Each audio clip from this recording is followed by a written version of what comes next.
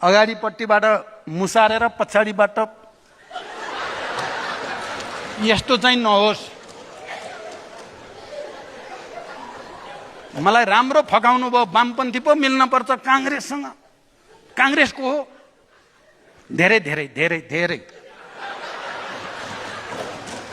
यसमा हाम्रो एमालेको अध्यक्षको कला क्षमता तारिफ गर्न लायक छ, धेरै नै तारिफ गर्न लायक छ। उहाँको हैसियतका यहाँ अरू कोही पनि छैनन्। अब म मान्छे यस्तै प्रचण्ड यस्तै छ, तपाईहरुले चिन्नुभएको छ। म त अलिअलि सेन्टिमेन्टल, भावुक, मिठो गरी भनेपछि होला त नि भनेर विश्वास गर्ने। फेरि म वामपन्थी नै परेँ, कम्युनिस्ट एकता गरौँ न तर पश्चिम बङ्गाल जस्तो भइन्छ अर्को चुनावमा त हामी भनेपछि त हो भन्ने लाग्यो मलाई त। तर जसलाई मैले वाम सेन्टिमेन्ट ठानेको थिएँ, राष्ट्रको बृहत्तर हित र समाजवादको आधार यताबाट मात्रै हुन्छ भनेर विश्वास गरेँ, त्यो षड्यन्त्र रहेछ भन्ने थाहा पाउन म ढिलो भएँ।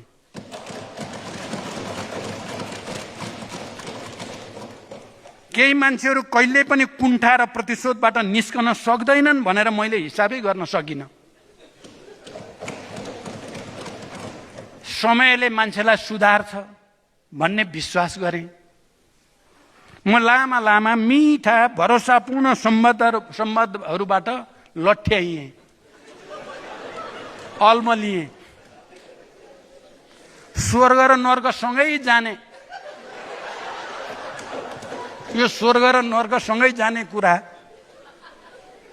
16 गतेको हो।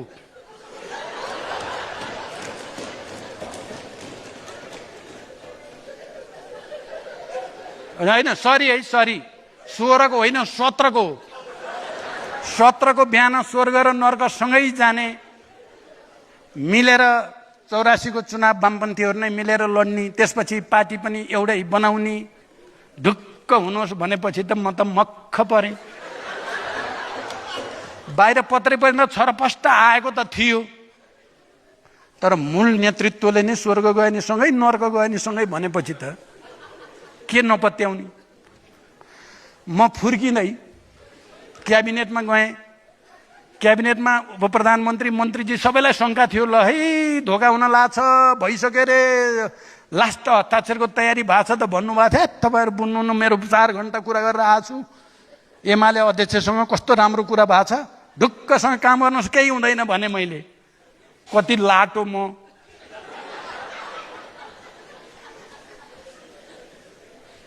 मलाई अहिले कस्तो लाग्छ भने मैले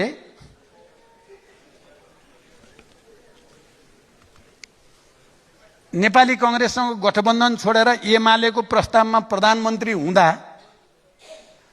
नेपाली कांग्रेसको अध्यक्षको मनोविज्ञान मनस्थिति मैले जे अनुभूत गरेँ, आज मेरो उहाँको जस्तै स्थिति छ। आज मेरो त्यो स्थिति छ।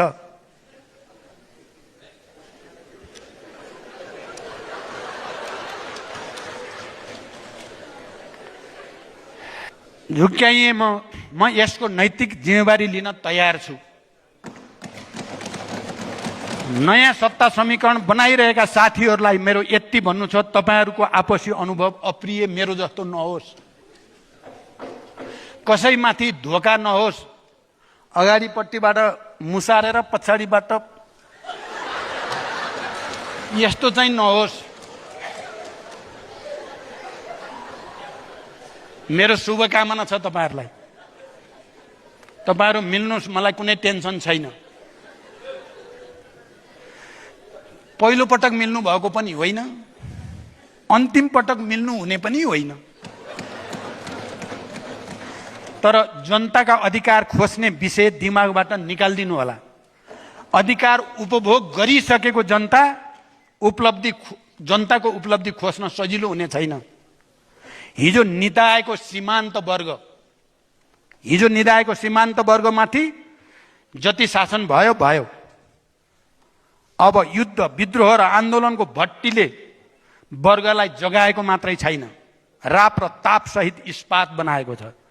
उत्पीडित वर्ग जाति र समुदायका हजारौं जनताको ठूलो त्याग र बलिदानबाट प्राप्त उपलब्धिहरूलाई तपाईहरुले जिस्क्याउने कोसिस नगर्नु होला। यो प्रयास भयो भने संसद र सडकमा ठूलो प्रतिरोध हुनेछ। Big dreams start small. At GoDaddy, we help you take that first step, and every प्रचण्डसँग रिस फेर्ने कुण्ठामा सीमान्त वर्ग र समुदायलाई जिस्क्याउने गल्ती नगर्नु होला। भुइँ मान्छेहरूको प्रतिरोध र विद्रोहको ताकत आफ्नै जीवनकालमा तपाई हामी सबैले देखि नै सकेको हो नि।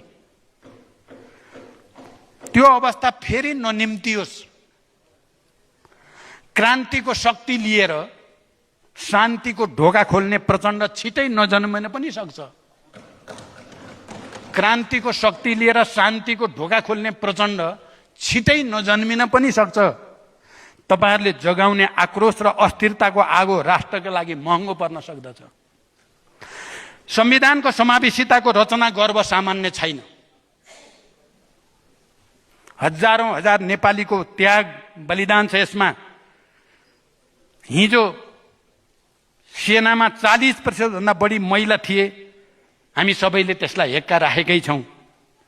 तपाईहरुले कमजोर मानेको र दबाएको थारूले देखाएको शौर्य र बलिदान पनि हामी नबिर्सौं। तपाईहरुले शताब्दीौंदेखि हेपेको मधेसी आन्दोलनको बलमा काठमाडौँलाई कसरी झुकाइएको थियो त्यो पनि हामी सम्झिराखौं। जनयुद्धको आँधीले हल्लिएको र भत्किएको इतिहास नबिर्सौं। राजा ज्ञानेन्द्रको सक्रिय शासनकालमा तपाईहरुलाई क्रान्तिले गरेको उद्धार प्रति कृतज्ञ हुन नसके पनि बेइमानी नगरिदिनु होला। साथीहरुलाई म फेरि पनि सम्झाउन चाहन्छु। म अब अन्तिमतिर आएको छु। यो संविधान जनक्रान्तिको सन्तान र दस्तावेज हो। यो अभिजातहरुले दया गरेर दिएको संविधान होइन। जनताले लडेर बनाएको संविधान हो। यसको प्रस्तावनामा नै हामी नेपाली जनता हामी सार्वभौम नेपाली जनता पहिलो पटक संविधानमा भनिएको छ। यसको गरिमा, महत्व, ऐतिहासिकता र दूरगामितालाई हामी कसैले नि अपमान र अवमूल्यन नगरौं।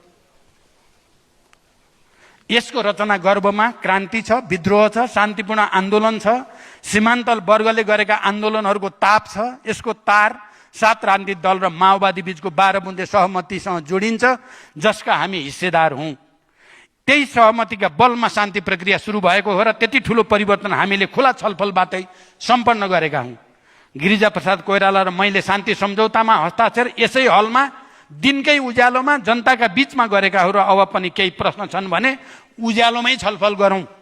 साथीहरु, षड्यन्त्र नगरौं।